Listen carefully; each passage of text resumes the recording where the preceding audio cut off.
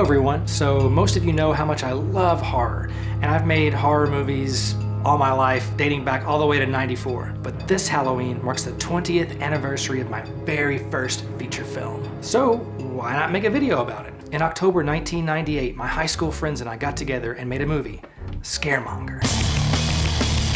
The master tape is long gone, so all I have is literally a copy of a copy of a copy of the original. Anyway, it's about a group of friends preparing to make their own scary movie where villains from iconic horror movies start killing everyone. Then someone starts dressing up as those horror villains in real life and actually starts killing everyone. We shot it over a couple weeks on a VHS-C camcorder, and the editing...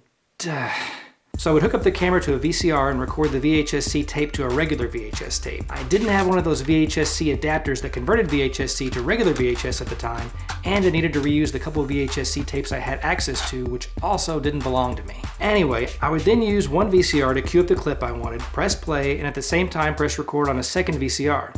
When the clip was done, I would hit pause on the second VCR, cue up the next clip on the first VCR, and repeat the process. If I needed music or sound effects, I would have a CD cassette boombox hooked up to the second VCR via the headphone jack with an RCA adapter at the other end of the cord, with a splitter to let the boombox audio and VCR1 audio into VCR2 while the clip recorded. And then the credits. I didn't have access to any proper editing systems or a computer, so I had to resort to what I'd been using for years to make on-screen text, Mario Paint for the Super Nintendo. I would make a solid black background, then add the text. Mario Paint had this framed presentation type mode that made the toolbars black, so I would use that. Once I got the screen finished, I would hook it up to a VCR, record a few seconds, pause, make the next screen, and then repeat. Once I had a tape full of credits, I would play it on VCR1 and then record a VCR2 with music playing from the boombox. Once the movie was finished, the cast and our friends and our family gathered that Halloween and had a screening. Also during that time, I worked at a local chain of grocery stores. All of the stores rented VHS movies, so I made a bunch of copies of Scaremonger, went to work, entered them into the system, and rented the movie out to the public. For the original cover, I used a picture I found in a magazine of a gross-looking scar.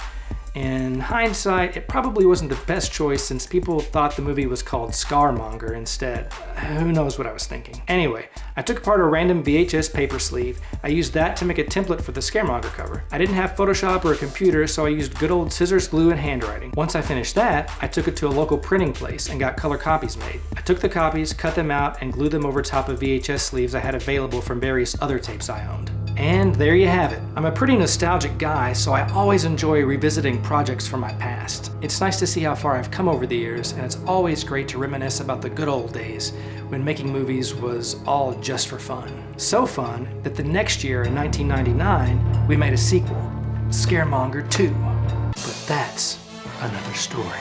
I hope everyone out there is having an awesome October. Happy Halloween!